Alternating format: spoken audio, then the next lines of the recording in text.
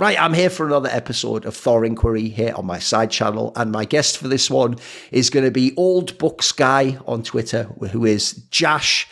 And he's someone who, as the title suggests, what he tends to do is he takes old books, authors, and he'll do things like write a Twitter thread about them or explain some core concept or philosophy behind their work. And what's funny is I'm sure a lot of people will start here, actually. I'm sure a lot of people are going to think, well, I've heard a million things out on Twitter, because obviously a Twitter thread classically, especially before the character limit was raised, was kind of like I would say in the modern day, on the one hand, some people like them because you get great quotes and things like that. But on the other hand, I think people almost feel like it's become cynical because it became a very successful marketing tool, because obviously people would make threads like that about anything topical. And then at the end, you always knew the last tweet was always like, check out this thing on my shop and buy all, of some product would be there. So what I would ask you actually initially is do you also feel like it's that approach in theory? I'm making clear that I actually think yours is a bit different, mate. But do you think that approach, does it feel a bit saturated, that approach? What do you think on that aspect? Because initially, like I say,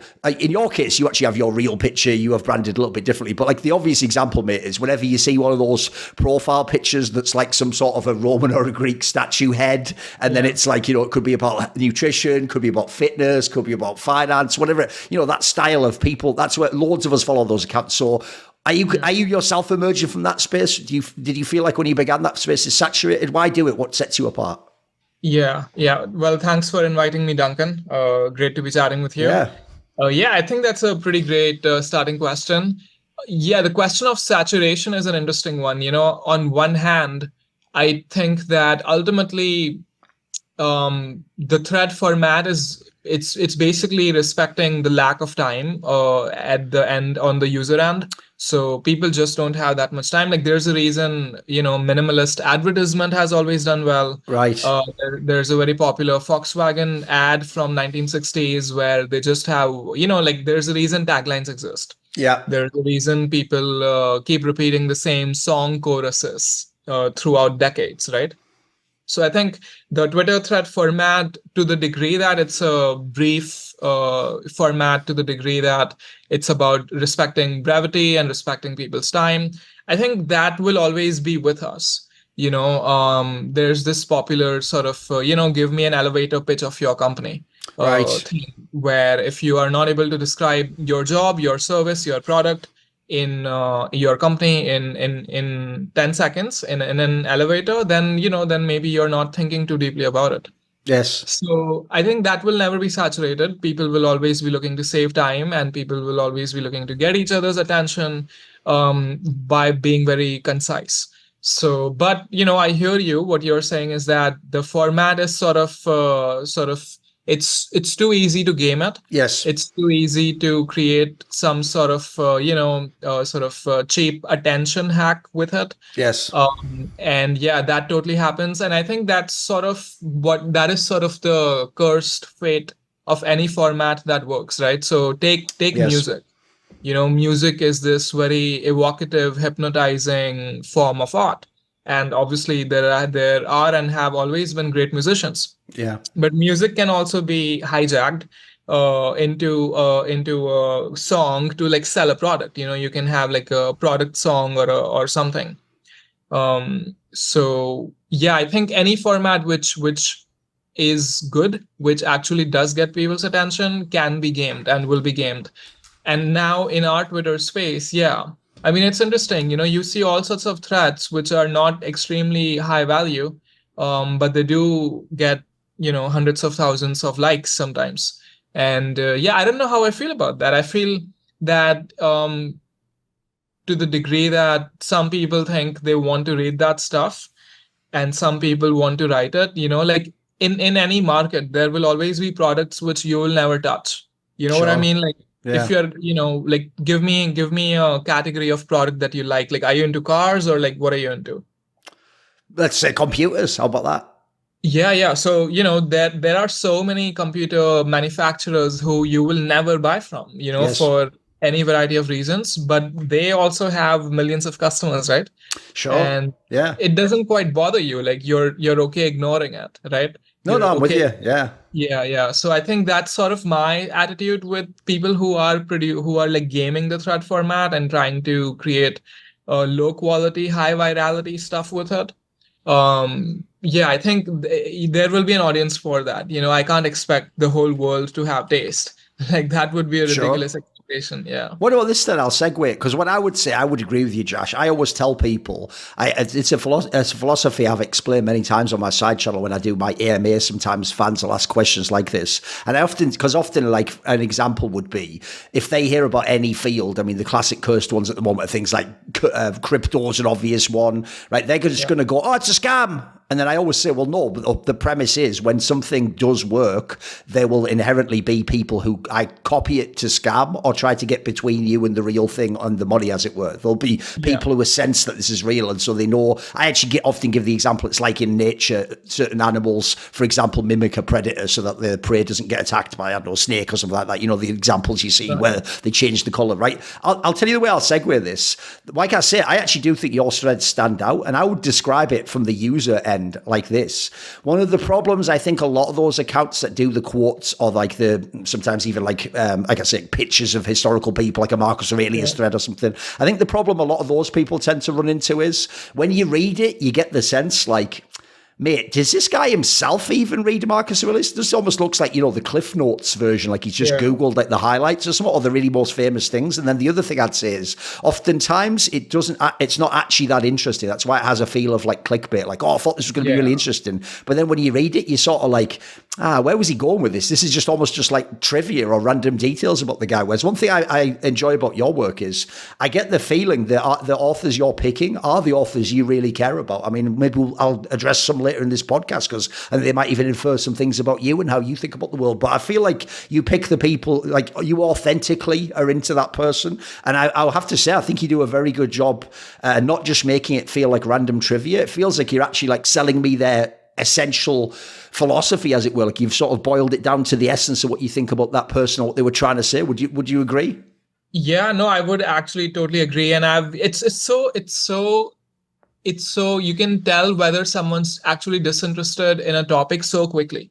It's not even funny. You can read someone's tweet for literally 10 seconds and that this person has A, no deep interest, B, has done no deep research, and C, like he's probably skimmed through the top 3 pages on Google, and that is all the depth that he has to offer you. And something about, I think human beings have evolved to tell the interest level of other human beings in whatever they're talking about. By their body language, if you don't have access to that, by the tone of their voice, if you don't have access to that, then even like words on paper, words on your Twitter homepage, like something about the way they are put together, something about the way that it's not quite raising your blood pressure at all, it's not quite spiking your interest at all. Like you can like physically sense the other person's disinterest. And that's totally right. And that I think those people are wasting everyone's time, including their own, which is pretty sad. I've totally had that same reaction to a lot of content online too. And in my case, these guys, I actually like them a lot. The thinkers which I care about. And as my audience size has grown, I have been able to be even more selective and to stick to people who do get a reaction out of me. Yes. I think that's very important. If the thinker isn't getting a reaction out of me, then there's no point talking about him, because I know that at the gut level, the reader will be able to tell I don't care. So sure. Yeah.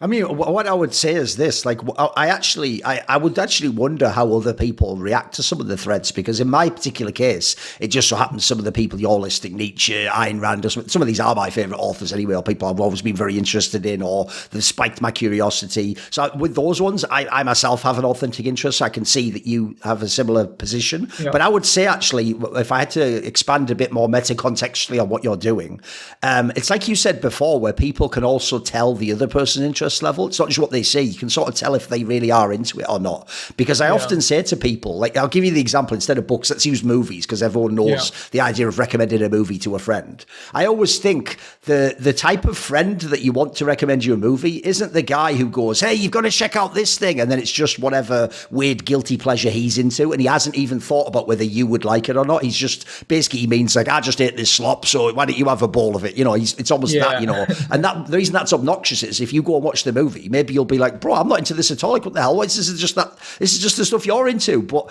to me, the best person is the person who, it's the way they explain what they like about it. Sometimes, even if you yourself might not have checked this thing out or might not naturally been into it, just almost seeing it from their eyes, especially if they're passionate about it, especially if they've really like sort of absorbed the interesting aspect of whatever they're into, that can sort of like get you going. Like that sort of gets my juices going a bit when someone can explain to me what they really like about it or articulate it really well.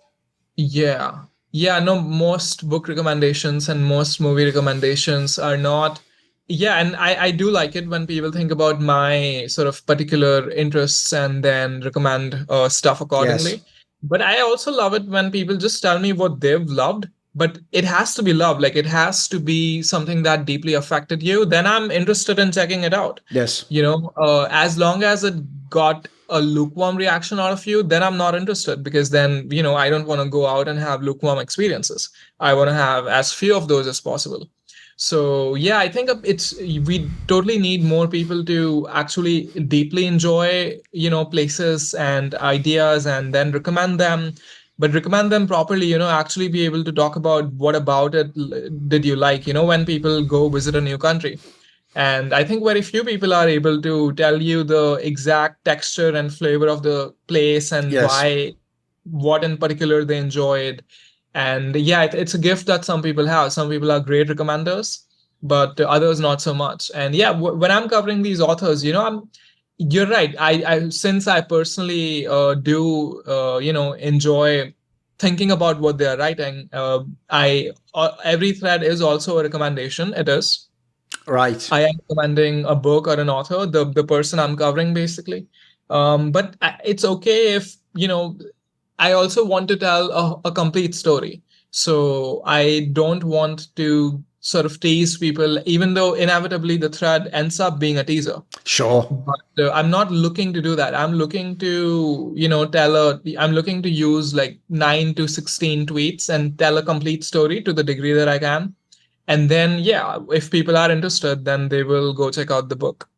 One thing I thought I would ask you, because I thought it's a good philosophical question, is since your book that you've released, which is called Hit Reverse, New Ideas from Old Books, I think that's a perfect title for what you do, because I think the other thing I'm quite interested in when I've seen a lot of your threads is it really reinforces for me how certain ideas or certain maybe ways of thinking are almost timeless, because even though people in the modern day have this characterization that history is this march towards progress, you know, and it, you know, gradually everything levels up over time. I have to say, personally, I'm not really, that's not really something I fuck with. I don't really agree with that. And one thing I appreciate about your threads is, I'll give you an example. The other day when you posted that story about that anecdote about Napoleon and that English sailor who wanted to go home, when I read something like that, I obviously can tell, even from the joke is even from the screenshot, from how weathered the paper is, I can see it's a really old quote, like hundreds of years ago at this point. But when you read it, like, that almost feels like as potent as anything I could read today. Like that almost, like I can almost forget that it's from 100 plus years ago. That, like, if someone told me that story today about something, I would think that's awesome. That's that really touches something in me. Like,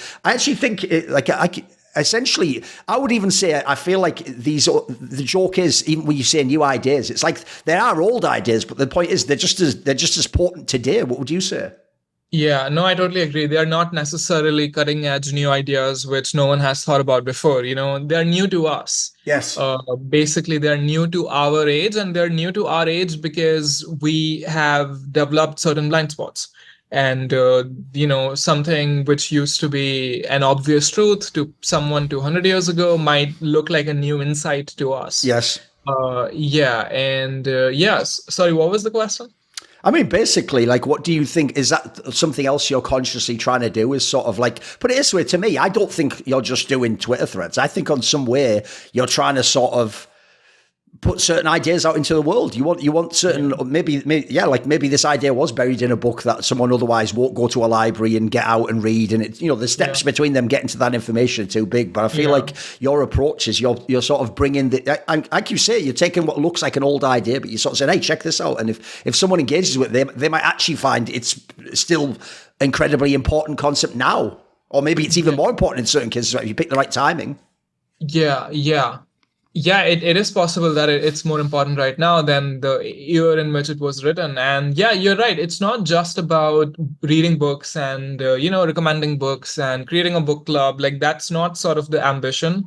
I think the ambition is something like the world does run on ideas. Bad ideas have bad consequences. There is a pretty great book called Ideas Have Consequences by Richard Weaver. And, the premise of the book is in the title. Ideas have consequences. So if your country or your world or your society is running on bad ideas, then expect disaster sooner or later. And I definitely have a preference in terms of what sort of a world I want to live in. And, it's extremely difficult to change the world in a meaningful way. Yes. It's not enough, obviously, to pump ideas into the ether and, have people share your threads. And then that's obviously not it. But that might be a beginning. And then you want the ideas to percolate. You want the ideas to become institutions. You want the ideas to become norms. You want the idea to become an instinct ultimately, because people don't act out ideas, they act out instincts. So every bad instinct that people have was a bad idea at some point. Yes. So, it will certainly take people like us a long, long time to make sure that these ideas, they get into people's like bodies almost.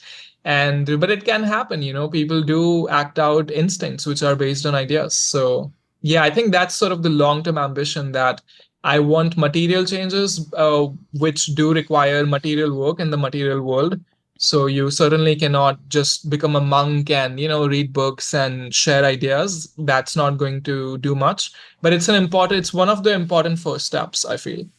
One thing as well, I can tell from as an outsider, but someone who's been a content creator myself, and I've done a lot of writing within my particular niche field, is I actually think as well that the process of thinking about something and then writing in your own words about it is really underrated if people have never done it, because essentially it's like the concept that someone might think they know a subject, and maybe in school, they get the appropriate grades and qualifications. But I would say, unless you can then turn around and actually teach someone else what you think you know, you maybe don't know it as well as you think you do. So one thing I've always found very interesting myself is when I come to write something, I actually pretty much always realize I'm actually, first of all, sort of double checking, what do I know about this subject? Yeah. And then sometimes in the process of writing about it, sometimes you maybe realize maybe I have different ideas, I hadn't thought about it, or sometimes I have a more coherent idea than I realized. And it's actually quite interesting how sort of varied the output can be in that sense. So have you found writing a thread and trying to sort of boil down the essence of an author, do you find it has changes the effect of how you think about the author and their work? Yeah, I think that's a great question. Writing does transform your own understanding of the subject. That's completely true. I'm not sure if I feel differently about the author after I've written a thread on him, but what does happen is I think for me, like, intellectually speaking, a thread is a success if I can generate phrases or, sort of acronyms, even though I don't think I've generated too many viral acronyms. But the process of writing, the process of creativity, I think it becomes a success when you can boil it down to one evocative phrase. Right. Or one striking sentence. And arriving at that it's creatively very rewarding. You feel great when you come up with it. You know exactly what people are going to talk about in the replies, what phrase they're going to appreciate. And I think the good thing is you come up with a phrase like that, and then the idea just becomes so much more circulatable, if that's a word. Yeah. If you can put a complex idea in you're sort of doing marketing for philosophy in a way, right? Yeah. You're marketing the philosophy of the thing for your company, totally. And for me, the reward is like coming up with a phrase and then, sort of seeing it get inside people's brains in real time. and then they, quote tweet the thread with that one phrase, and then I know that that's what they're going to take away from it. Because people are going to forget, a thread is anywhere from 400 to 800 words, a normal size thread. So people are going to forget almost all of those 800 words. But if you can come up with a sort of a linguistic home run, which does sort of incept the mind, like that movie Inception. Sure. If you give them that one idea that grows in their head, then you've sort of done something for the long term, for their intellectual journey. Yeah. Sure. Right. What about this? I thought another aspect I could ask you about, because I'm quite interested, as you can see, in the sort of the philosophical, the psychological motivations people have. Yeah. And one thing I found quite interesting is, like I say, I feel like in a way you're cleverly using some of these great figures and authors and thinkers almost as like a mouthpiece for an idea you agree with, or like I said, like you want to see in the world, or you'd like people to consider and maybe rediscover in the case of old ideas. So one thing I would say is this, like, it feels to me like, I'll give you an example. If in the normal world, you see this all the time on internet forums or anything text-based, oftentimes people will quote a Bible verse, right? They'll put like the verse of the Bible in the script. Now, the person could, in the modern day, just say the same idea in English that they think. But the reason they're quoting a Bible verse is because traditionally, when you see a Bible verse, you think, oh my goodness, it's the Bible. The Bible's a sort of elevated, enlightened wisdom, has an automatic authority. I mean, my joke here would be, Jash, I actually feel like in the modern day, people who aren't religious, I often see them actually quote things from fiction, mate. Like they'll quote like a character from Star Wars or Game of Thrones. Yeah. I almost want to tell them, like, bro, you are aware, like the reason why the Bible would be relevant is I'm supposed to think that might be God. Like this character isn't even a real person. Like it's just a fictional character in a fantasy universe. So what I would say, this is all to say, would you agree in a way? Do you use like famous figures as like kind of a salesman for the idea? Because I feel like if you just said, hey, here's my thoughts on something, some people would be interested. But if you have the same idea, but it's from Nietzsche or someone, Napoleon, some really, like, I would say a very potent figure where just to say their name almost makes people have a reaction. I feel like maybe it gives the idea a bit more oomph. Yeah, it totally gives the idea more oomph. There's a concept called consilience. And we actually live by consilience. Like, for example, if there was an apple in front of you, and to really confirm if it's an apple, you would have to touch it, like what if it's a hologram? Right. But to really confirm if it's an apple, you'll kind of have to take a bite out of it. Like, what if it's a geoengineered orange that looks like an apple? You know what I mean? Sure. So consilience is when you use multiple different sensory input to arrive at a conclusion. And I think when I put an idea out there, and when I tell people that Nietzsche said this or Napoleon said this, I am sort of using consilience. Like, I agree with it. That's why I'm talking about it. But then this other guy from history who is impressive for XYZ reasons also talks about it. And then if people have had a hunch, if they've had an instinct which is similar to the idea I'm talking about, then their instinct got sort of reaffirmed by me, who is a contemporary, and also this historical figure and this book. So it's sort of an intellectual version of consilience. And I think for that reason, it might work. People like content packaged in that style. And it's an interesting thing when you use a book to make a point that you want to make anyway. I think a point is best made with an original metaphor. So even using a guy as brilliant as Nietzsche is only the second best thing to do, in my opinion, to be very frank with you. If I genuinely wanted an idea to sink inside people's brains, then the best thing I can do for that idea actually is to create something original on it, an original artwork or an original book or an original striking metaphor. And that is the best way to, evangelize, basically. But that obviously requires enormous creative stamina and commitment. So it does help when you use older books, because these guys have come up with very interesting metaphors themselves. So, yeah.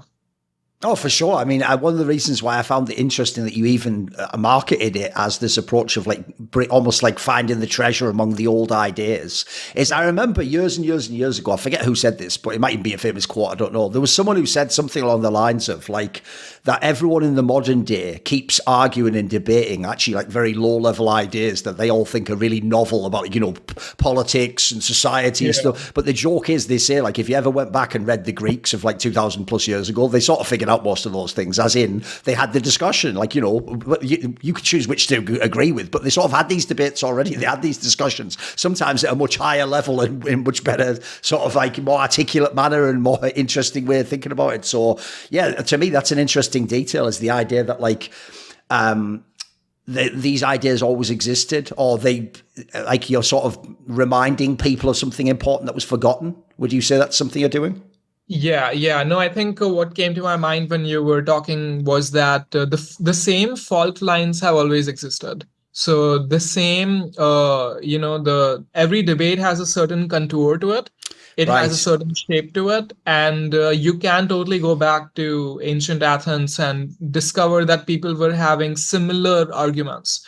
And sometimes even more honest arguments. Like a lot of political arguments today are dishonest. Oh, sure. So yeah. when people, because they're dishonest, because you're not actually talking about what you want to talk about, but you're using some random new issue as an excuse to hide what you're actually talking about. You know what I mean? Like, you could be talking about, for example, a political party could be talking about immigration.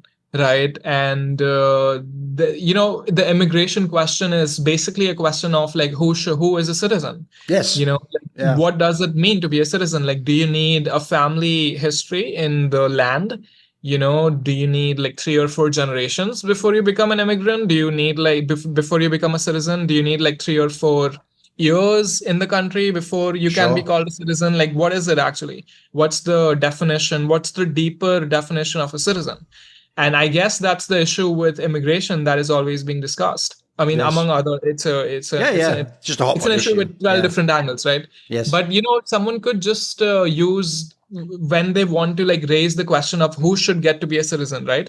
And then sort of try to squirrel their way out of the actual question, which might be politically incorrect, it might be uncomfortable.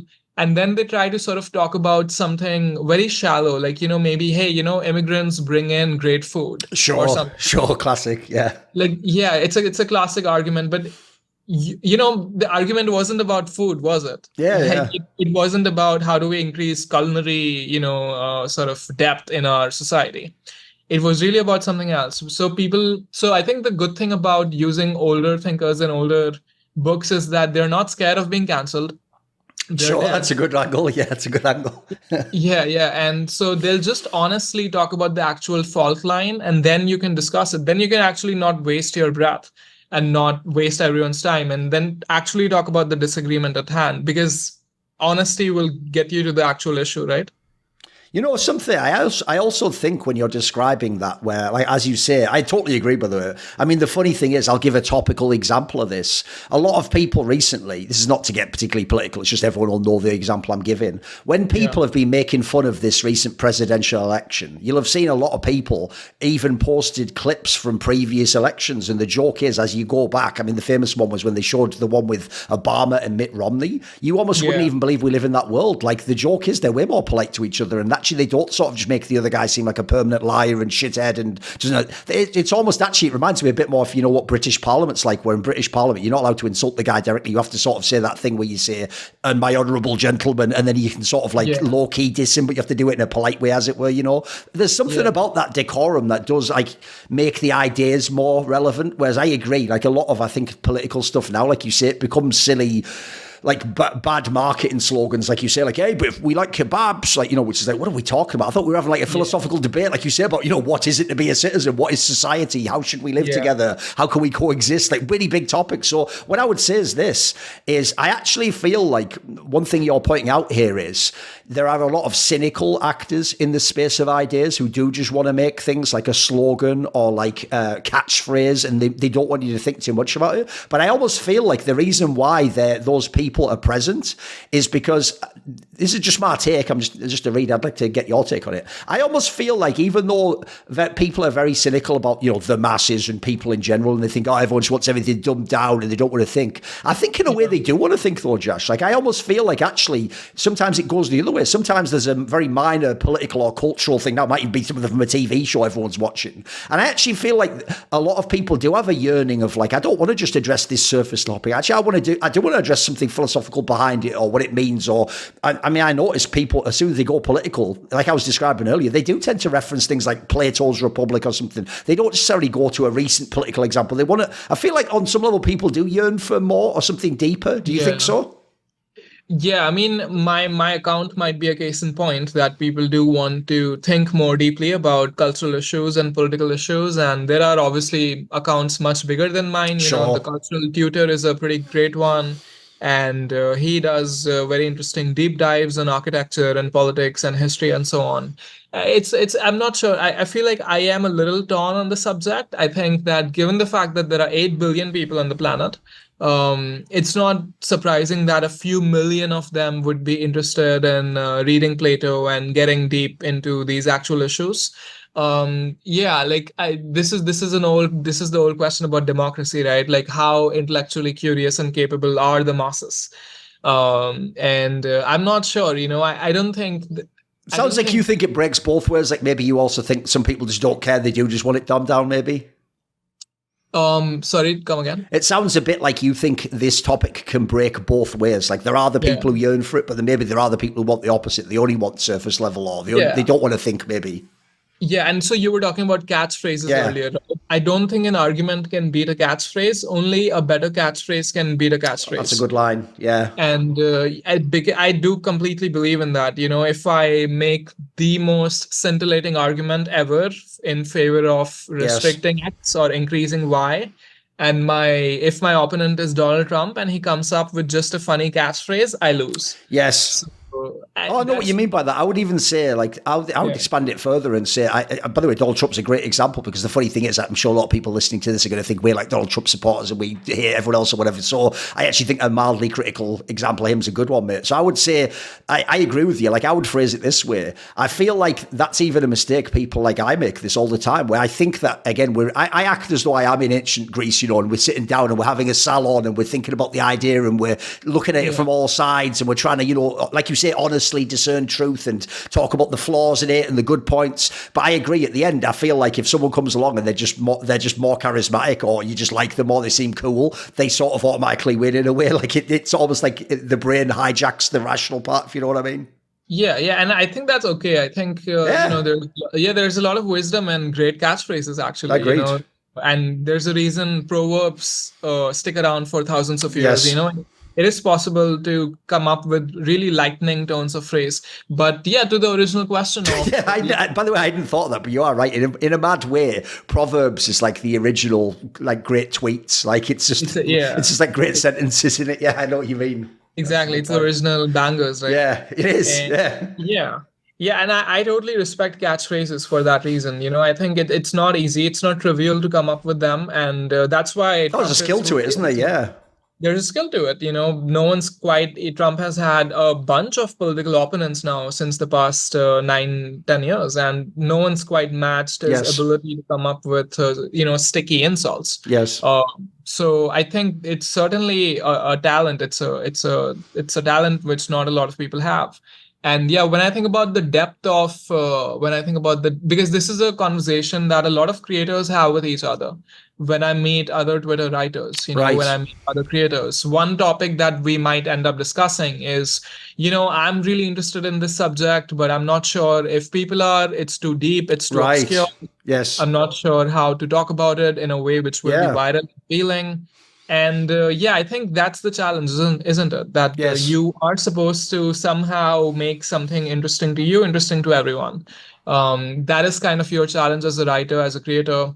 And I think you can actually end up having I have read a lot of very complex and ornately structured threads, which somehow were also viral and somehow they were not pandering at all. They were not, Right. they hadn't dumped down their Yes. subject at all. I'm not sure how many of them I've written myself, hopefully a few. Right. But I feel like I've read threads which are very challenging for me to read. So they are not dumbing themselves down at all, but there's a rhythm. There is a cadence to them. There's a structure to them. There's a subliminal hook to them. There's something, they are managing to make extreme complexity very appealing. Yes. And I think that's possible. And that's sort of the holy grail of any art form, right? Yes.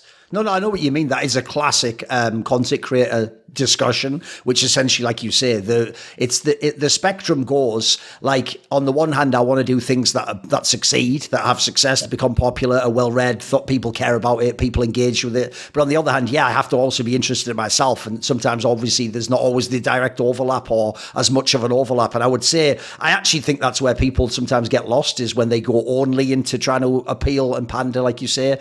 But at the same time, if someone does only incredibly niche stuff, they're going to remain incredibly small, and the impact won't be as great. So I would say that's something I would, in my own content creation career, I've thought about a lot. Like I think what I've tried to do is, I'll give you a good analogy. In the world of Hollywood and making movies, one of the directors people might know is a guy called Steven Soderbergh. And this director, he did like Ocean's 11, etc. People don't know. This director famously actually has explicitly said he uses a method where, because he's done some really big Hollywood movies, he basically does deals with the studio where it's like, I do one for you and then I do one for me. And the idea is like, the one for them is going to be like, Ocean's 11 type giant movie with like Brad Pitt, and it'll make them, it's almost guaranteed, cynically, to make money from like what a focus group would tell you to do. But then the idea is, it allows him to make a movie which he knows might never make any money, and it's just more, a passion piece with, might even be the same actors, but you're trying to do something a bit deeper, a bit more serious. And the idea is, you can sort of offset that potentially if you kind of take care of the business part, as it were, with your other output. Do you ever, is there something you have to think about yourself as well? Like, as you say, maybe I have a really cool idea for a thread, but is this one too niche? Like, shall I do the occasional one of those? Do I just not do them entirely if I think it won't have any impact? Is it something you struggle with? Or do you toss it around in your head? Yeah, that's again a great question. Very interesting. So I do believe in sort of universal storytelling patterns. And for example, let's use one, contrast. So contrast is an incredibly powerful emotional experience for people, actually, for any number of reasons. Some of them might even have to do with our evolutionary history. Sometimes I like to think that, if one of our ancestors 20,000 years ago was just chilling on the grass, and in front of him was nothing but grass, and then, this one part of grass was like moving a little different, contrast. Sure. Then that might mean that a predator was close by, and so we are attuned to paying attention to that. Sure. The famous Charles Dickens line is, "It was the best of times, it was the worst of times." Sure. One of the best-selling books of all time is War and Peace by Leo Tolstoy. Yes. And a lot of content creators use contrast. I use contrast all the time. So, and contrast is something which can be used verbally. It can be used pictorially. For example, if I show you an old building and then I show you what it was torn down, so imagine there's an old, and someone tore it down and created a modernist building in its place, right? And there are a lot of viral tweets with these contrasting elements. So, this is a long-winded way of talking about how universal contrast is as a hook, as something that you use to make a point, to get people's attention, and so on. So, when I have a subject, one thing that I like to do is I try to look for some contrasting element, right? So the newest thread which I put out is about the Calvin and Hobbes creator, Watterson. And Watterson was enormously successful, but the contrast I used was that he could have been way more successful. Yes. Like, he could have had Steven Spielberg make a movie on his characters, and he could have had a $400 million merchandising deal, but he turned both of them down. So my first line is a line about his success, that 2,500 newspapers published his cartoon worldwide, which is a very successful, success. But then the second line was about all the success that he did not go for. Like, in a sense, the opportunity, like, what is the opportunity cost of saying no to Steven Spielberg? Like, massive. Yes. and he totally took on that cost. So in a way, it's not failure, right? Because he chose it. So, but in a way, it's not like some crazy success either. Like he did decide to be smaller than he had to be. Yes. So for whatever reason, that contrast did work. This thread did well. So when I'm thinking about a subject, I'm trying to look for these universal patterns. Contrast is one of them. There are like 7 or 8 of them, and I try to come up with them. And I know that if Leo Tolstoy used contrast and it worked for him, if Charles Dickens used it, it worked for him. It's probably gonna work for me, right? Right. Yeah. I also feel as though when I notice specific authors or figures you pick, like the example you gave there, there's a quality to it which is both inspirational. Obviously, the ideas are exciting, but I also feel like there's almost like an aspirational aspect. Like when I read a thread like the one you're talking about, I almost find it like morally instructive. Like actually, what I'm reading about there is like the essence is it's someone who wouldn't sell out, right? Like look, on the one hand, he wanted to be successful, he wanted his ideas to be known and to put it out in the world. But for example, he didn't want to like give up control of the idea or allow it to be mass marketed and dumbed down like the Disney stuff with Star Wars, etc. Like he kind of like kept like the creative control. So in a way, I actually find that aspirational too. Like I want to be someone like that. Is this part of why you did it and why you put this out there? Yeah, it is. People love aspirational heroic stories. The hero's journey exists for a reason. We want to know how high IQ, high agency people behave, basically, and we watch movies for that reason, and we and if I can do a thread which taps into that human desire, which is a human desire for a reason, it actually does help to know how a hero would behave in the situation that you might find yourself in. There's the story of the Gordian knot, which was this very mythical knot which couldn't be untied. And the story was that any man who successfully untied the Gordian knot would rule the world. And then one day Alexander the Great came to the town with the Gordian knot, and everyone was debating, you got to pull this string, then you got to pull that string. This is how you untie it. And Alexander took out his sword and cut it in half. And that was so the lesson there is, don't overthink it.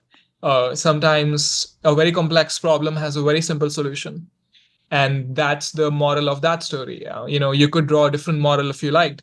But the reason people, resonate with stories like that is we want to know what would a hero do. And there are times when I tap into that very deep human desire when I'm constructing a thread. Yeah. One thing I find interesting is I feel like if I ask you about whether there's a political framing, I'm almost asking a chicken or egg question where it's like, which one comes first? Because I would say it's a tough question to just ask, is someone being explicitly political in how they're framing things? Because I actually think essentially almost everything has become political in how everyone frames things online. And the joke is, like, if people aren't on Twitter, I'm just addressing the audience. If people aren't on Twitter, it's gotten so bad now that almost every episode of every popular TV show is basically a discussion about modern politics. It's just like, like the joke is whether you even are supposed to like the show, it's supposed to be which side you're on, or whether you thought it was funny is which side you're on, or whether it becomes quite tiresome because obviously, again, they're taking in potentially high-minded philosophical ideas and boil them down to something quite simplistic and childish, like a TV show about superheroes or something. But what I would ask is this. I would say, whether you yourself did it consciously, just the people you pick, I imagine would make a lot of, let's just say, normies immediately make assumptions about you politically or which side you're on or what you think. What's your thoughts on this? I'm sure it's an experience you've had, right? I mean, yes, I am on a side. I am on the right. And, I have very particular political opinions, and I have very, particular political loyalties. And I have a very specific picture of how the world should be run. And that is going to flow into my writing. It's not something, even if I tried to hide it, which I don't, but even if I did, I think it would pop up somewhere. And I don't see why I should try to hide it, and I'll tell you why. I think part of the good thing about having an internet audience is that you actually get to meet a lot of people offline. You get to meet a lot of people in real life who you become friends with. when you broadcast your original ideas out in the world, Yes. sorry, when you broadcast your honest and original ideas out in the world, you kind of attract a certain type of audience, right? I know what And you mean. I mean, put it this way, and I essentially asked you, like, does like sort of in a way, like, does it repel certain people? But it has both effects, right? It'll repel a certain type of person, but then there's another person who'll sort of they'll recognize something in you and be attracted, right? yeah, exactly. I'm okay repelling. If someone reads my thread and they kind of hate the unspoken conclusions which I've Right. drawn, Sure. or sometimes the spoken conclusions, I'm Sure. okay repelling them. I'm okay. Some people, hating my guts, or some people hating my writing, or hating the ideas I'm representing. I think that is inevitable, and I don't want to appeal to everyone. It's such a big world. If Yes. you disagree with me, there are 10 other people you can follow on Twitter and you can read books by. We should probably not talk then. You shouldn't actually follow me then. Like that's totally okay. I think that's so inevitable if you create anything. If I was creating music, that would happen. If I was creating, if I was making paintings, that would happen. So there is a cost to it. I imagine maybe if I took a more neutral path, then I would be sort of a middle of the road, account where people can actually not tell which side I'm on. And I guess you might, I don't know if you will grow more that way. I'm actually not sure, because I think part of what leads to audience growth is you talking about issues in a very unafraid, clear manner. If you jump around, if you dance around your conclusions and don't nail them, I think people don't actually like that. If you ask me a question and instead of committing to a certain answer, if I just gave you a lot of BS, and if I both sides, if I did that both sides, then you would actually get annoyed and irritated, because people who ask clear questions do like clear responses. Sure. So part of the reason I have grown to the degree that I've grown is that at least I don't dance around the conclusion. I don't try to soften the blow of a truly radical idea. Yes. I mean, put it this way, along those lines, I have a segue question for you, which goes like this. Even though people, like I say, I mean, I even named some of the obvious hot button ones like Nietzsche and Ayn Rand, like these are inherently, like, I would say, like divisive political names. You even just say the name and people react immediately, almost like a Pavlovian dog, with whatever they think or they've heard about them. Yeah. But I would go one further. I would say this. I don't feel like it's even just, it's clear to me, you're not just only interested along a political divide and you look who's on your side and you listen to them. Because, for example, I've seen you recommend like Camille Paglia, for example. And if people don't know, even though I'm sure in the modern day, with how extreme left-wing politics is, they'd probably say she's right-wing or something. To me, mate, she's inherently not right-wing. I mean, I almost certain she wouldn't describe herself that way. If you look at her early work, she's quite clearly like a left-wing feminist. But I get the vibe, like, because you clearly see some value in her work. And I've actually found many quotes I was also interested in by her. And I'd be like, oh, okay, interesting. I feel like it's like you said earlier, you're very interested in political honesty in a way. Like, you like people who can just discuss the ideas frankly, and so they can be from the other side of the aisle as long as they aren't disingenuous, perhaps. Yeah, no, totally. Yes, as long as Camille Paglia is a great example. She describes herself, I think, as a 1960s countercultural figure, yes. And so she's definitely not traditional. She's definitely not conservative. Yes. And she's definitely not a reactionary. She's none of those things. And I find her writing very interesting, and I talk about her often. So, yeah, as long as they're not liars, and as long as they're not hypocrites, and they do have ideas which personally interest me, it's possible that, there's a thinker who is very honest and not hypocritical, but for whatever reason, I'm personally not. I'm sort of, not finding their ideas that intriguing. Sure. Then I don't want to spend more time on them. I don't want to waste my readers' time. But yeah, I do read people who I disagree with. And then I should probably start doing this sort of thread where for example, Karl Marx. Karl Marx was not a dumb guy. Like, he was not a stupid person at all, actually. And his writing, he makes some very interesting arguments. Yeah. And he's totally wrong, and his ideas are very destructive. And I hate the Karl Marx legacy. but that doesn't mean I wouldn't read him. I think, in fact, he has been successful. Oh, for sure, The world is more Marxist, and it keeps getting more Marxist. And so he's someone that I disagree with, but then there might be some value in actually giving in giving the devil his due and talking about him very honestly, and yes, critiquing him, but yeah, bringing his ideas to the forefront, because they are influencing the world, implicitly, explicitly. No, by the way, I totally agree. And I'd even say that's actually a perfect example, because the reason why I think you could probably write a banger thread about, what I actually do agree with in Marxism, like something like some provocative title, is because the joke is Karl Marx is a perfect example of someone where his ideas are everywhere. And there's even people who literally call themselves Marxist, but the majority of them have never read even like a single page, or they've only read like the Communist Manifesto or something. So I actually think that's a perfect example where everyone thinks they know what that guy thinks and stood for, but in many ways, they're only sort of like, they're only sensing the edge of the ripple at the edge of the pond, as it were. They actually haven't really engaged with the source material. I agree. Yes. And, one interesting thing I discovered about Karl Marx recently. So Jordan Peterson did a podcast with a person, I'm forgetting the second person's name, but it was a podcast about Karl Marx. And so if you type in Jordan Peterson, Karl Marx on YouTube, you'll get it. Okay. And this second guy talked about Karl Marx's early poetry, right? Poetry that Karl Marx wrote when he was in college, like when people actually give themselves away in the poems that they write when they're young. And Karl Marx was completely identifying with the devil, with Mephistopheles from Goethe's Faust.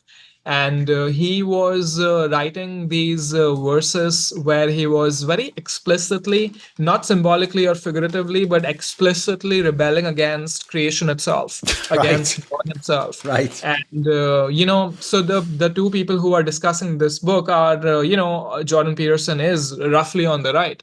And this other author also seemed to be on the right. But it's so important to not ignore people who you're going to disagree with him. Like, even if, imagine I was the guy, right? Even if I do dislike Karl Marx, I know that I'm not going to love his early poetry. But there's almost a compulsion of intellectual honesty, which demands that you do go and read the early poetry of your intellectual enemies, because it's going to reveal something important to you. And you're only going to have a greater understanding of what the two sides are, right? We were earlier talking about, that the fault lines that we have in our society right now existed in ancient Rome, existed in ancient Greece. So, yeah, I think even if you have an enemy, especially if you have an enemy, you want to know what he thinks. Yes. By the way, another thing I think I would describe about your account, and in a way I'm also selling it to people who maybe don't consider themselves conservative or right-wing here, is another thing I really enjoy about some of your threads is when you will pick a figure, like Napoleon's a great example, when you'll pick like some sort of a historical figure to write something about. And what I find interesting is that in itself almost implies to me that when you're thinking philosophically, there's a level that like, I don't know if I want to say truth, but like, let's say like archetypal components of philosophy. I almost feel like they can transcend things like the everyday reality of politics. Because an example would be, Jash, right? Well, first of all, I'm English, so in theory, I shouldn't like Napoleon. He was actually fighting my people. Like we were his enemies. We had to defeat him in theory, right? And then also in the modern day, I mean, a lot of people would absolutely be very reductive, and if you said you liked or were interested in anything about Napoleon, they would act as though you said you love Hitler or you're into Putin or so. They would do that sort of thing where they'd make it a hot button issue and make it like you can't be on that, you can't think that. Whereas I think one of the things I appreciate whenever I read a thread like that is like when I read a thread like that, I'm not really thinking about the fact that this person's French or that they were a dictator. What I'm actually seeing is like it's like a heroic archetype or something against like the great man. In fact, I'd actually say I feel like something you're interested in is great men in history, right? People who had important ideas and represented them and almost embodied them in the world. It feels like that's an interest of yours.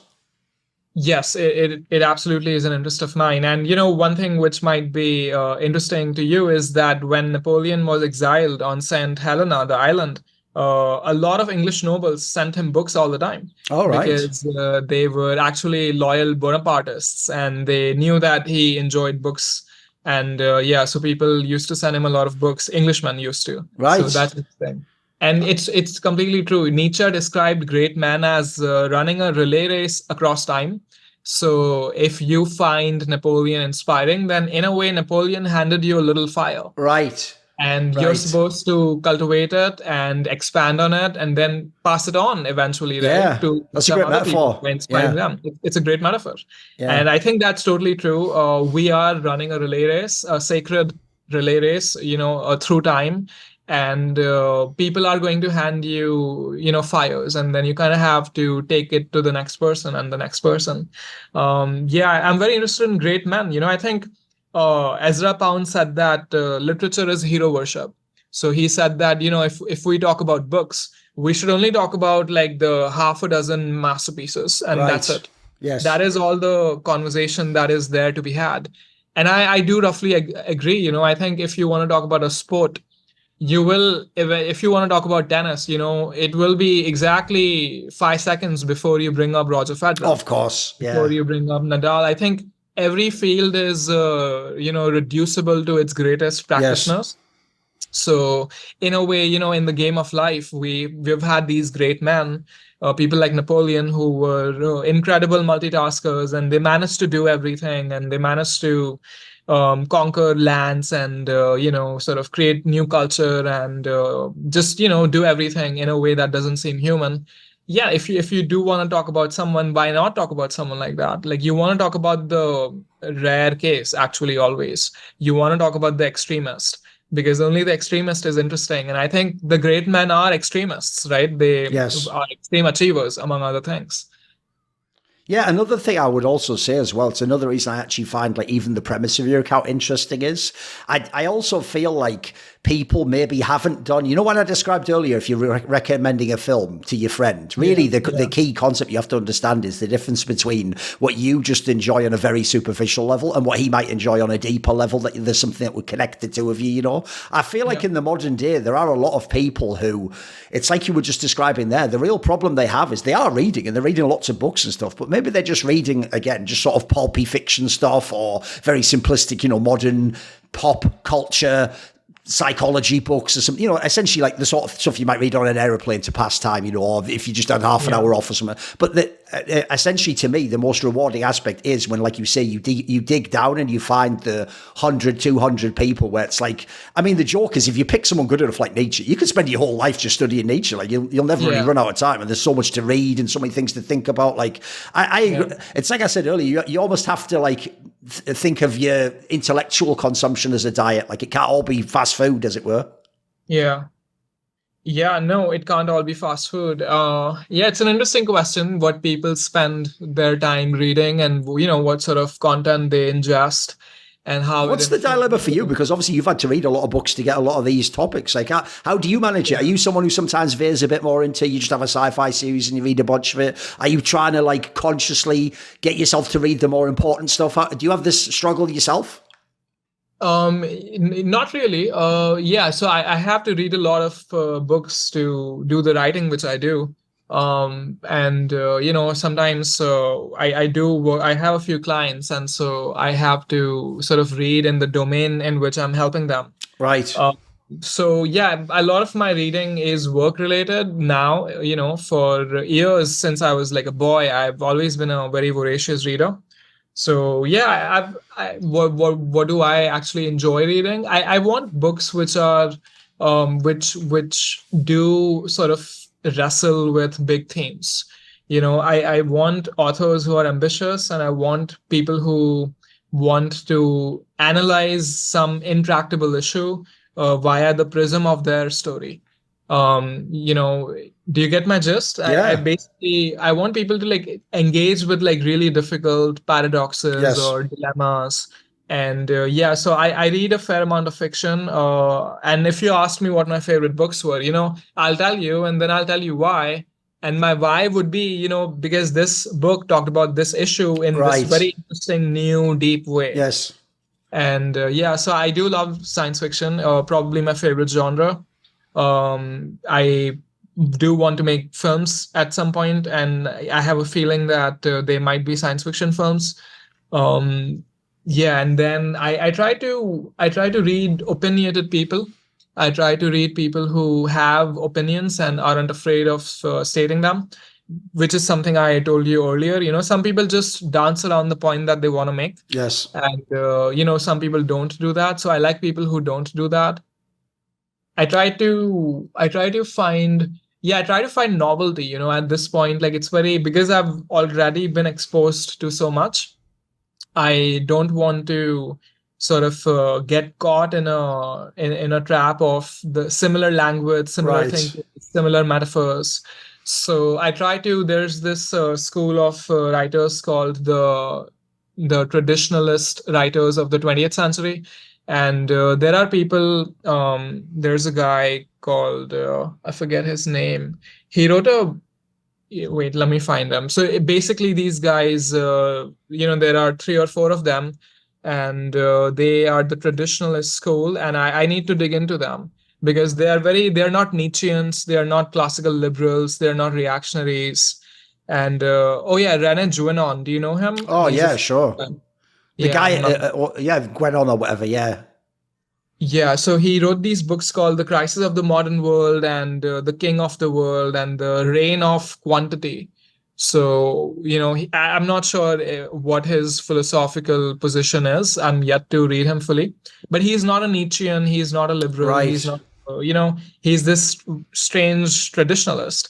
And so it's important for me to read people who are, who are from domains which I'm not Right. exposed to at all, because that sort of keeps my mind fresh. Sure. And it keeps me interested in the work I'm doing, and it gives me it's a good challenge. Sure. By the way, on this topic, actually, that's another thing I would also point out. I also feel like from my own philosophical journey, another thing I've also discovered is, even though like I just did it myself there, I maybe I made it sound like all fiction is just distraction or nonsense, but which a lot of it can be. There's obviously a lot of signal noise of certain series or iterative aspects. But I would actually say, I actually think in line with what we were talking about earlier about how using a famous figure can get sell an idea more than if you just say it yourself sometimes, if you're inarticulate. I would say also, I think the really, really great fiction is potentially the most effective at imprinting like a philosophy on you. Like I would say, I mean, some of the people I've seen you referencing threads, people like C.S. Lewis or Tolkien or something, even though they might seem like they're just writing a fiction story, I think if you read their stories, you almost can't avoid having to think about certain philosophical ideas that are actually really deep and really sort of like ancient in some ways. Yes, Ayn Rand is a better Nietzschean than Nietzsche because she wrote stories. Yes. And she has influenced far more people. She sells far more books today than Nietzsche does. So, I think, stories embody the principles, right? Stories sort of put the ideas inside human beings and then they make the human beings act. And most people will find that easier to understand and digest than the idea in its raw, abstract form. And how you were talking earlier about how you kind of realize how much you don't understand a subject the moment you decide to write about it. Yes. And you don't understand something well unless you can teach it. And you can, in fact, twist that and you can change that up and say that you don't understand an idea unless you can tell a story about it. And this reflects in book sales, like fiction sells much more. Sure. It reflects in how people react. You tell a story to someone in real life and you have their full attention, but you try to like explain some philosopher's philosophical position. Yes. It'll probably tune out, right? I'll give you a good example. Like an obvious example is Star Wars, right? Everyone knows Star Wars is based off like Joseph Campbell's work, but the difference is, even though everyone even knows that fact, I bet very few people have actually read Joseph Campbell's work as opposed to everyone's watched Star Wars, right? Of course. We all exactly. have. Yeah. By the way, let me ask you a specific question. I did actually want to ask specifically about Ayn Rand because my question is like this. I obviously am just, in my work, I'm never addressing this individual. I'm working in fucking esports, mate. So obviously I'm not in the domain. I don't know how people react, but I will just say on a personal level, that's one of the authors I find really, really strange in the impact that it has on other people when I say I like them. Like what's weird is to me, I actually find her work like, I find it really, really interesting. I find the style of writing so unique. I actually love the way she like uses the fantasy elements to tell, like, to play out certain philosophical debates. Like, I actually think one of the things I like about her work is that each person does have a clear, like, philosophical bent within the novels, you know, of like who they are and what they represent and how they, and actually they act quite logically within the sphere of whatever politics they represent or believe in. It's kind of like a very interesting, I almost find her work more like a parable, as it were. Yeah. Again, like something like a Aesop's Fable style thing, as opposed to just a fiction story, right? But what I find weird, like I alluded to, Jash, is I feel like I've almost never had a discussion about what I just started talking about that I'm interested in. Everyone just stays on the surface and they just do things like, oh, you don't like her, do you? Well, everyone just liked her when they were 12. And there's all these like really weird, it's almost like people don't ever want to have the discussion about her work. They just stay on the, like they very much just are magnetically drawn to attack her person, as it were. Have you found a similar experience, mate? It's very interesting you say this. I'll tell you my college experience. I went to a great university, but a pretty liberal university. You know, 95% of my peers were on the left, and which does tend to be the distribution and humanities courses, right? And liberal arts universities. And I'll tell you what, you know, I could bring up Nietzsche and they would remain calm and they would remain maybe even nonchalant. I could bring up, you know, the Austrian economists. I could bring up Hayek. I could bring up Rothbard, and they would remain, you know, nonchalant. Okay, they would argue against me. But if I brought up Ayn Rand, they would lose their minds. Right. And I thought about this for a long time because, and this remained consistent after college, you know, like left-wingers really despise that old Russian lady. Yes. And my conclusion is that it's just because of how effective she's been. Her stories are actually interesting enough so that like 100,000 books, I think, sell every year. And during the 2008 financial crisis, I think 1 million Atlas Shrugged copies were sold. Oh, wow. So, you know, she is someone who becomes relevant over and over again. And she's actually really, like, she has been a very successful propagandist. You know, we all are propagandists. We are always trying to push the ideas which we believe in, which makes us propagandists, right? Yes. But Ayn Rand has been among the most successful. And yeah, people totally hate her guts. They totally dislike how effective she's been. And also she doesn't dance around the conclusion, which is that communism will literally destroy your civilization, like completely. And it's totally parasitic, you know, and she doesn't. And I think her problem also for people who dislike her is how clear-cut her villains are. Like, it's almost cartoonish. You know, like her villains are cartoonish and her heroes are. Oh, I see what you mean, right? Do you think some of the people who don't like, we're assuming the ones who've read the work, do you think some of the people who react against it, it's almost like like the famous thing people say in memes online where they're like, wow, I feel spoken to, or I feel called out. Do you feel like they get to the villain and they feel like they're almost being lampooned or called out, like they've been caricatured in a way? I'm sure. I hope so. Right. You know? I see what you mean then. Yeah. Yeah. And, you know, we actually, so, you know, for Jordan Peterson was once asked about Ayn Rand, and he said that, you know, I do enjoy her work, but her characters are not nuanced enough, not balanced enough.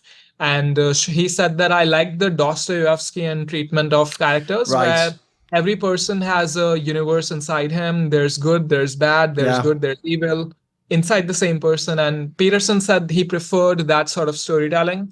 I get his point. But if you actually look at the world around you, like, you know, did you follow that Harvard president case? Where the literal president of the world's most prestigious university was a hopeless plagiarist. Yes. And during instances like that, it's Ayn Rand who got her predictions right. Yes. Like, her cartoonish villains are actually around us. Like, they are the presidents of prestigious universities.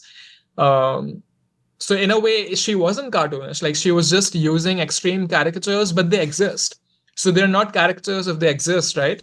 There are people who are actually that dishonest, that hell-bent on corrupting institutions and corrupting the very idea of quality. You know, like, not every villain is this like complex Dostoevskian character with good and bad inside him, you know, fighting for balance. Like, some people are just outrageously caricaturally, you know, they are actual Ayn Rand villains. And so no other storyteller gives you villains which you do actually like see around you in a strange way. Like for all her extremism and for all her imbalanced stories, her descriptions sometimes are truer than what other people arrived at.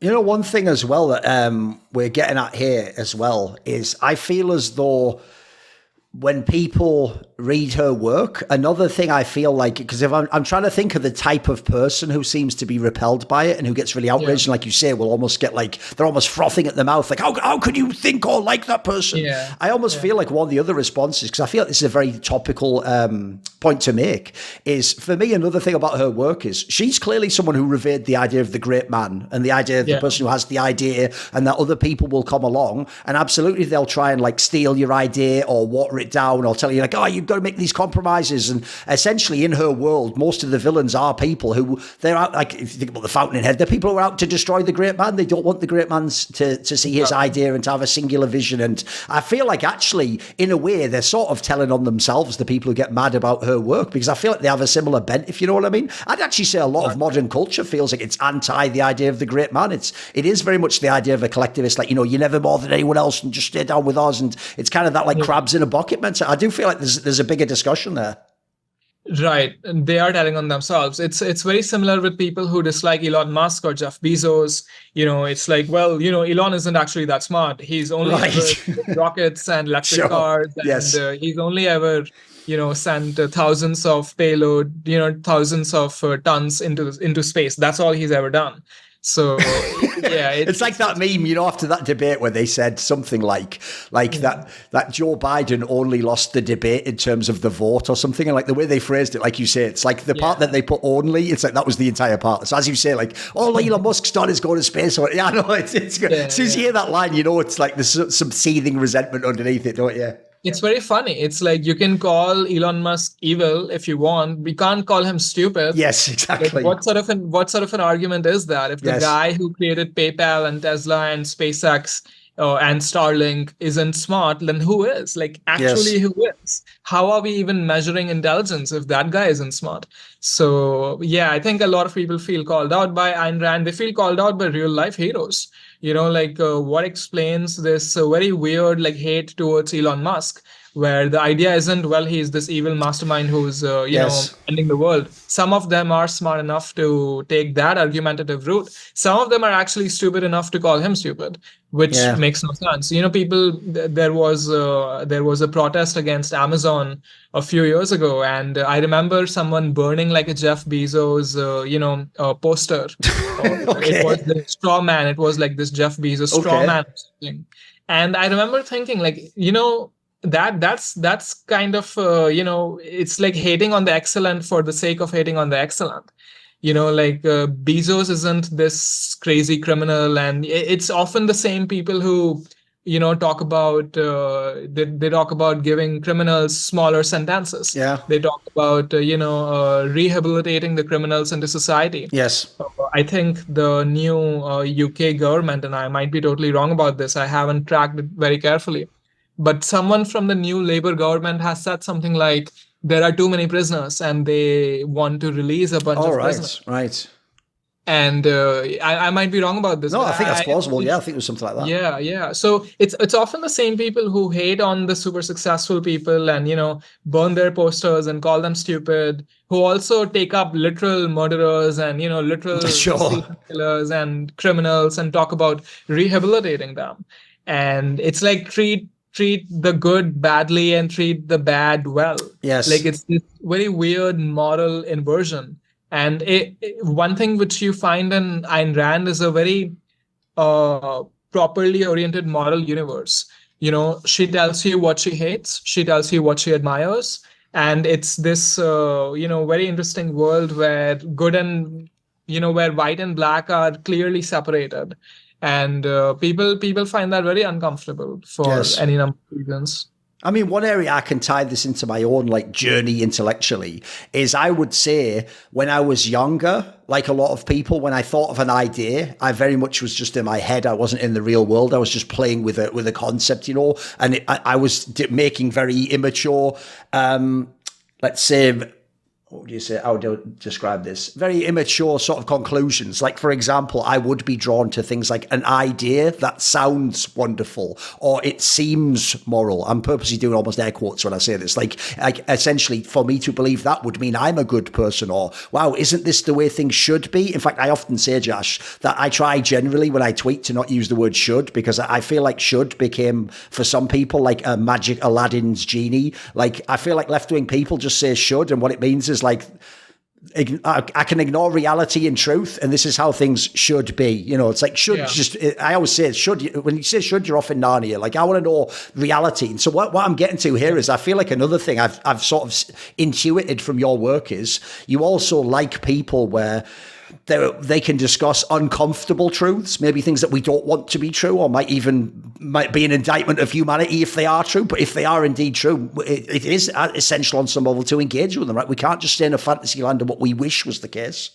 Yeah. I think, I mean, ultimately you got to swallow the black pill, you know, like ultimately there are just going to be pretty sad conclusions about the state of the world or about people that there's no way around them. Yes. You know, you can live in, I think I actually have personally thought a lot about this in my own context. And ultimately the choice does seem to be between retaining the purity and innocence of your fantasy and power.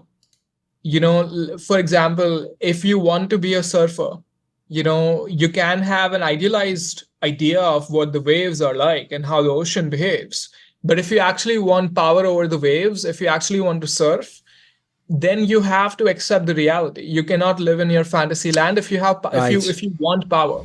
For example, you know, you can fantasize a mountain until you have to hike it. You know, yes. You can idealize a mountain until you have to hike it.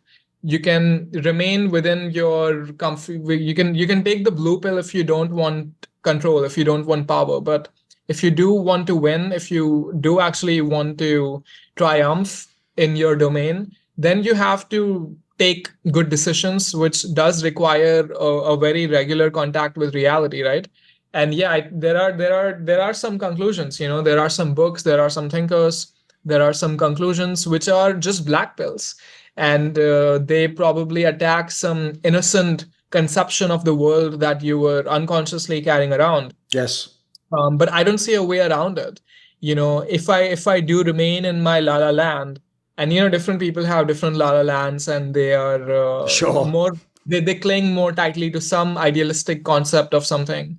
So I had my own, you know, ideals, and I had my own sort of idealistic understanding of things in some domains of life. And there was a time when I was faced with the truth, and it will physically make you uncomfortable, because we actually are very fond of our fantasies and our our picture of the world.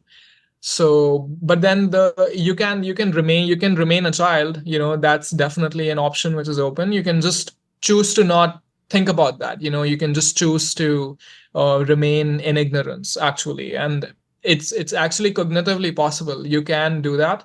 But the only drawback of that is that if you're not in touch with reality, then you cannot control it. You don't have power over it. And ultimately, if you want power over it, reality has to be accepted. Yes. I would say as well, though. Yeah, go on. And thinkers that let you do that's the type of person I try to cover. Yeah. I would also say this is where the idea, again, of like having a balanced intellectual diet is also key, because I agree with you. I think they are actually harsh or uncomfortable or even sometimes almost obnoxious truths about reality that you have to engage with and you have to struggle with, and you have to figure out what you're going to do about. And sometimes it might mean you have to make uncomfortable decisions. But I would say also, like, personally, I don't ever sort of, I'm not a doomer. I'm not somebody who gets weighed down by this stuff, because I also do think some of the people referenced earlier, like if you ever feel down about stuff like that, go and read the story of a biography of a great man who embodied some amazing ideas. I mean, I'll give you an example. One of my favourite in history is Thomas More, the guy who refused Henry VIII and he was killed as a result of it. But he was like the ultimate example of integrity, moral integrity. You know, it's a good one. If you like fiction stuff like C.S. Lewis or Tolkien, I find these are like almost white pills that if I have afterwards, they sort of make me realise like there are good people, or there are people fighting the good fight, and you can resolve the darkness, as it were. Yeah. I'm not a doomer either by nature. I am sort of a romantic, in the sense that Nietzsche was a romantic, romantic literary figures. Sure. They believe in human greatness and among other things. But I think, there has to be a mix, right? You can't be a doomer because, again, you don't get the power. Yes. The whole point of swallowing the black pill in my case is for the sake of control and power and victory in my own domain, in whatever domains I've chosen to compete in. The point of taking the black pill isn't to become depressed and ineffective and lounge on the bed. The point of taking the black pill is that you know what reality you're operating in so that you can win. So, the point isn't to feel down and then use that as an excuse to not work and not achieve. Just like I said earlier about how when you have certain strong opinions, you will both repel and attract. I mean, I'm actually sure that's, I'll put it this way, that's actually one of the useful ways I have used the work of Ayn Rand, is I know when I drop the name, maybe 5 people in the room act as if I've just farted, but then there might be the one person where I almost see that little glimmer in their eye where they're thinking like, shit, I myself can never find somebody who think, and then that person, they'll be the one that will want to have a great conversation with you. So I also feel like another thing that's very interesting is we had that discussion earlier about the difference between popularity and being niche. I also feel like in a way there's a dynamic that always exists there, which is if people indeed are being more cynically marketed to, where they just only want the surface level thinking and they want signal noise and they want things very simplistic and sort of a bit pulpy and they don't want depth and like difficult ideas, in a way that also means that isn't being satisfied in terms of supply in the market though. So I think in some ways it also makes people like your work more important to those who do want that stuff. Like you're going to stand out more in a way, if you know what I mean.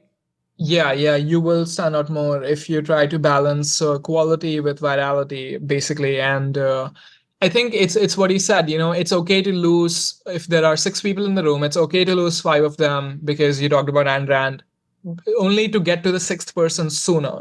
Yes. Like you could have maintained quasi friendships with all 6 of them for 6 months and eventually found out who the Ayn Rand fan was, who the person who you wanted to be actual friends with was. But that would have wasted such a long part of your life, right? Yeah. So, in a way, yes, I do think about marketing. I do think about virality. I do try to talk about subjects in a way so that the thread reaches the maximum number of people. But over time, I want my online presence to act as a magnet for people who think like me, people who think like me, but they operate in real estate, people who think like me, but they are in automobile design. I want to make allies across different domains of life. And I want to be spiritually aligned with them, but we can't all be doing the same thing, right? Yes. What's the point of having allies if all 10 of you are farmers? You know what I mean? Like someone has to be a farmer, someone has to make cars, someone has to be an artist. And then when that group comes together, their collective power increases. And I think the potential use case for having an online audience is that it lets you do that. You can and I'm trying to do that in my own way. Over months and over years, you can start to build connections and be real assets to each other.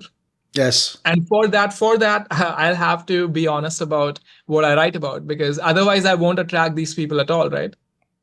I also feel as though this is a way to look back as we start to wrap up it. I would say one of the things I'm almost certain you have actually been effective at is literally getting people to go and read these authors and read the books. And the reason why I say that is that's obviously no small feat. Like anyone who's a teacher who's listening would be like, that's the hardest. That's half the challenge is to even get them to crack the book open and to start. So one of the reasons why I think you've done it though is, like I say, I think you've done a really good job like selling the hook, getting like what the gimmick of the author. I mean, obviously I'm using gimmick in a very derogatory manner there, but people get colloquially what I mean. I think when you do this, I think it's way more effective. I can tell you from my own life, one of the reasons I have the alias Thorin online is because when I was a boy, I remember a relative of mine telling me, like this is when I was quite young, they were like, you've got to read The Hobbit. And if they'd have just said that alone, I probably never would have read it, because what the fuck are they talking about? But what they said was, they did exactly what I think is a simplistic version of what you do. They basically said like, oh, you would love it. It's a book about like a guy who gets a magic ring and then he can turn invisible and no one can see him and he can do anything. And that alone, you can imagine as a kid, you're like, holy fuck, what's this book? Like, that already sounds dope. Like, yeah, I'll read that right now. Like, if you'd handed me that moment, I would have started reading it, like, I feel like it's no small feat to actually not only make people interested in the idea, but then for them to actually go and start engaging with it and reading it. I feel like you are doing a public service to some degree there. Yeah, well, thank you. I appreciate it. And yeah, sometimes people do comment below the thread that they've just ordered the book. And that's always a good feeling, and I'm happy people are reading Nietzsche and Ayn Rand and, Oswald Spengler and the other people I cover. These people have, they've added a lot to my intellectual arsenal, and they have clarified very important things for me. So it's only a good thing that more people are reading them. I would also say another thing I would ask you goes like this. I think because certain names are so famous, this is also maybe a problem Ayn Rand has in terms of marketing. People all think they know what she's about, or Karl Marx, before they've ever read them. So as a result, sometimes they think, I don't need to read it. I already know what that person thinks. Freud is another classic example. I would also say, though, that on some level, I feel as though people actually, as a result, don't realize, like we were saying with Marx earlier, like they haven't engaged with it yet. They've just got a very simplistic idea of what that person represents or was about, etc. And actually, essentially, here's how I would phrase it. I actually think a lot of the really big names, or even the traditional names, I mean, Dostoevsky's a brilliant example. People might think like, oh, isn't that a bit cliched? It's like, no, like you almost can't overestimate someone like that. Like someone like Dostoevsky, it might sound like, oh, but everyone's heard of that. Yeah, but it's because it's really good. Like the actual, the material is just straight fire. Like it isn't overrated in the same way as like, yeah, people might say Citizen Kane's the best film. It's a really good film though. You don't have to think it's the best ever, but you should watch it if you love cinema. Like you're going to get something out of it. Like I also feel like in some ways, everything doesn't have to be niche, right? They're really big thinkers. They're big for a reason. Yeah, they're big for a reason. And this is an interesting phenomenon where people feel like they already know what Freud talks about because he's been referenced so often in media. Yes. And it's pretty interesting. I think you could get over, like, if someone gave me the intellectual challenge of talking about Freud and making people order the interpretation of dreams, I might even play on this angle, right. I might talk about, you think you know what Freud said. Yes. But you could, if my day job was selling more Freudian books. Sure. Yes. Yeah, my approach would be to sort of highlight some interesting things he said which people don't know about, and then sort of tease them and tell them that there's a lot more of that. By the way, along those lines, one other thing I'd ask you, because it's something I found in my own creative process, is when I'm thinking of an idea to make a video or an article about, in theory, I have a very broad scope. I could pick almost any, I could pick a player, a tournament, I could pick any time in history. I find actually, eventually I also do in a way want to like challenge myself sometimes. And so sometimes I'll also intentionally pick someone where I actually haven't fully thought the idea through. It's almost like, because I know I'm going to make the article or the piece of content, that's an excuse to immerse myself and really figure out what I think and read a bit more or get to the end of. Do you do that too? Do you have authors where you're sort of like, you've been getting into them, but you think to yourself, right, well, if I want to make a thread, I'm going to do an even deeper dive, and I'm going to give this as an excuse as to why I'm going to read this book today instead of any random day in the future. Do you do that? Yeah. I haven't yet done it, but I know exactly what you're talking about, and I might do it some. So, for example, I really want to do a deep dive on metaphors, not because I want to do a thread on them, but because I'm personally very interested in the power of metaphors. Okay. You know how people like compare people to Hitler, literally Hitler. Sure. Yes. Like it'll be like Donald Trump is literally Hitler, and it's like, don't you mean that he's figuratively Hitler? Right? Yes. And but the reason literally Hitler, took off as an insult is that metaphors are really powerful. Yes. You can actually explain human beings by comparing them to other human beings.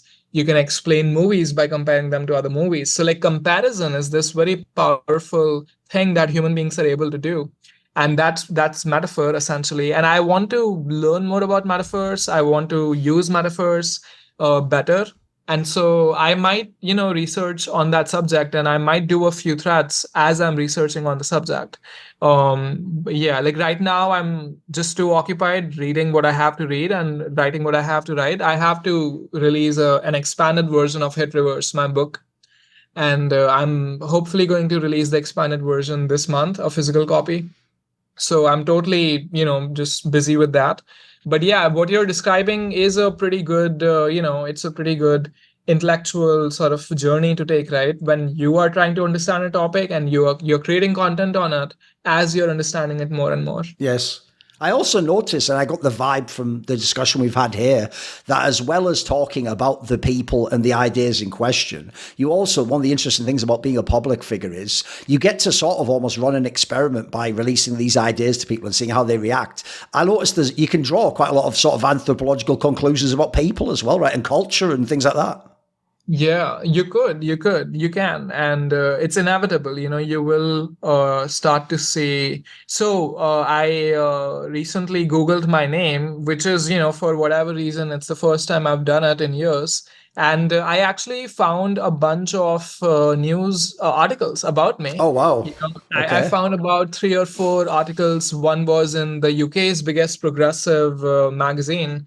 Let me actually, is it the New Statesman? Is that it could be? Yeah, I think so. Yeah. So, okay. So the interesting experiment, okay. Yeah. The New Statesman, which is the UK's biggest left-wing progressive magazine, as far as I know.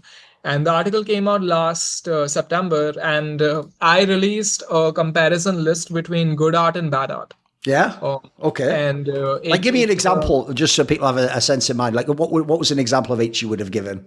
Yeah, so it was a list of 15 differences, but one of them was that good art wants to clarify and bad art wants to confuse. Okay. Right, and good art believes in hierarchy and bad art believes in equality. Like, great artists actually do believe in a hierarchy. They want to be at the top of the hierarchy. Yeah, agreed. But bad artists will tell you how everything is subjective. Yes, you're right. Because if there was a hierarchy, they would rank pretty close to the bottom, right? So yes, it was a list of 15 differences. And okay, so I have put out 19,000, 20,000 tweets at this point, right? And hundreds of threads. But it's the interesting social experiment is what has triggered people enough to write articles about. Right? What has actually offended people enough that they went and they opened their Google Docs and they wrote an article and they submitted it to a magazine and the magazine printed it. So that tells you what really struck a nerve. I can't personally, and this wasn't even among the most viral tweets ever. Like, it was just among the most controversial. And it's interesting that those are different things. Yes. So yeah, you totally learn. And then this one guy released an entire 15-minute long video rebutting my graphic where he went through all the 15 differences. Okay. And so I couldn't have known that this simple list of differences between good art and bad art is going to trigger people enough that they're actually going to release videos and essays responding to it. But was it surreal seeing, like, essentially you became part of the discourse of people who were critiquing you at that point in time? Was it surreal? It was interesting. It was just interesting. People quote tweeting and, you get ratioed by some with 1 million followers. Sure. Yeah. It's fun. It's very revealing. It's very revealing that the concept of good art would offend people so much. It was that. It sort of it was instructional. It happens at some point. I think there's this famous joke that every day on Twitter there's a main character and the goal is to never be it. Yes. And, yes. Yeah, but I think it's okay to be the main character. You learn, you kind of, by just people projecting on you, like Hitler also thought this. It's like, well, Hitler also brushed in the morning. Like, should I stop? Like, what are you saying? Yes. By the way, do you actually feel as though being a public figure has also helped you kind of clarify actually your own identity of like where you are politically or who you're aligned with or what sorts of people you vibe with? Has it changed that at all? Like maybe in a surprising way, I don't know. What's that experience been like? Yeah, a little bit. I think it's always real life, which clarifies where you stand more. Right. And yeah, as I've grown up, I've had certain experiences, and I've sort of had good experiences and bad experiences with other human beings, and with men, with women, and you sort of I think that sort of clues you in more than sort of online chatter. um yeah, but I think my sort of picture of the world has it become more high definition? I'm sure it has. I'm sure it has. I think let me put it this way. Because of writing online, I've met people I wouldn't have met otherwise. And they've been different enough. They've been like diverse enough. And that has helped me understand the world and figure out my place in it more. So it's not just talking to people online and having them share my content and having them enjoy my content, or having them disagree with me online. It's not just that. But yeah, when those online connections become in real life IRL connections, like that has expanded my brain. And yeah, yes, my picture of where I stand in the world has become clearer. And you're right. I'm sure that Twitter is a big part of my life, so I think that has also added to the clarity.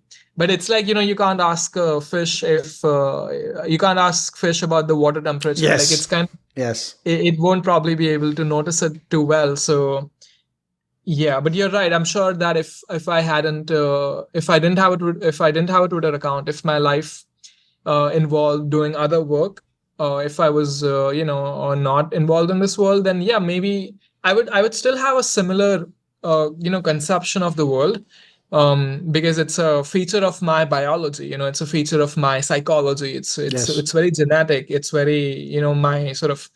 I do believe that you are born with a certain like worldview almost. Yeah.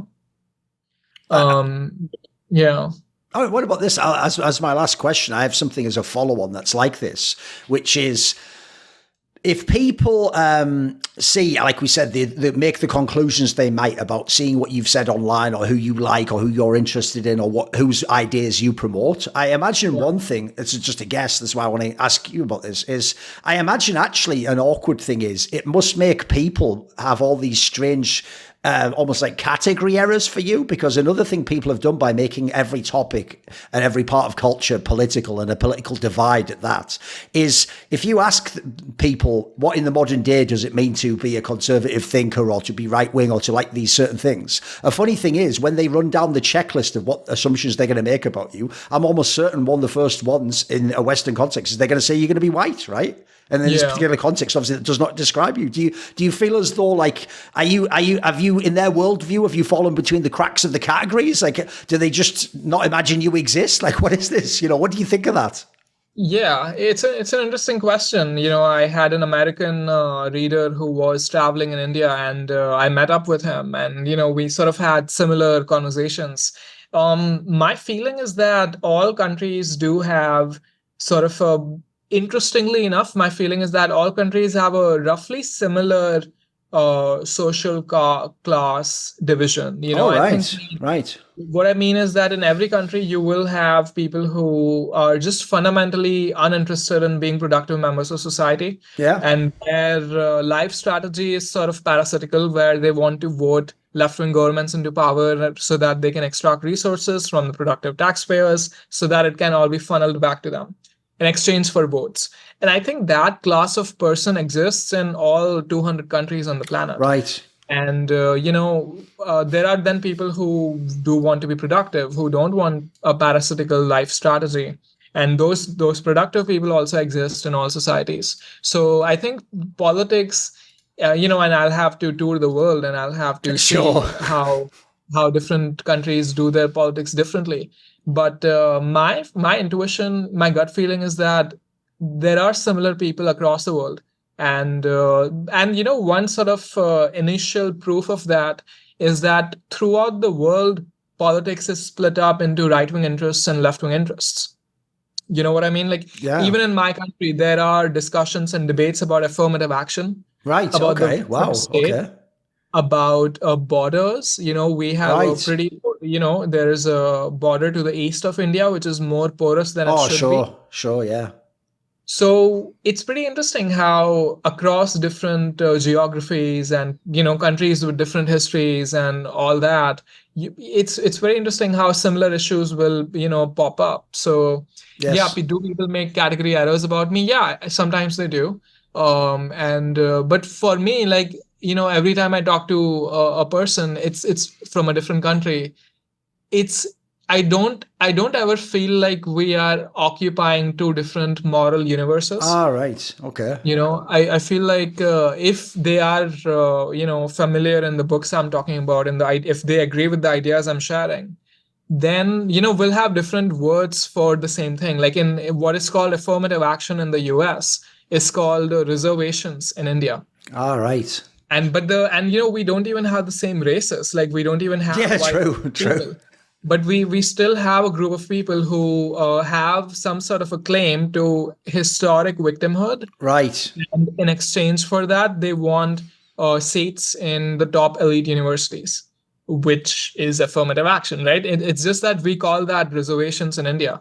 So one interesting thing as I talk to people from around the world is that I actually don't feel like we're all occupying these very different worlds. I feel like nations do seem to slip into very familiar fault lines. Maybe I'm wrong, but that's certainly my tentative conclusion. This video and the others on my channel were supported by the people on my side channel Patreon. Do you want to choose a topic I focus on next? Maybe ask a question in my regular video AMA? Do you want teasers? Find out who the upcoming guests are for Thorinquiry interviews? Do you want to take part in a never to be released, exclusively recorded 1 hour discussion between me and you, which actually you can also use for consulting or some sort of coaching if you'd like? Well, if so, heed this call to action and join Thorin's side today, where in the description box there's a Patreon link.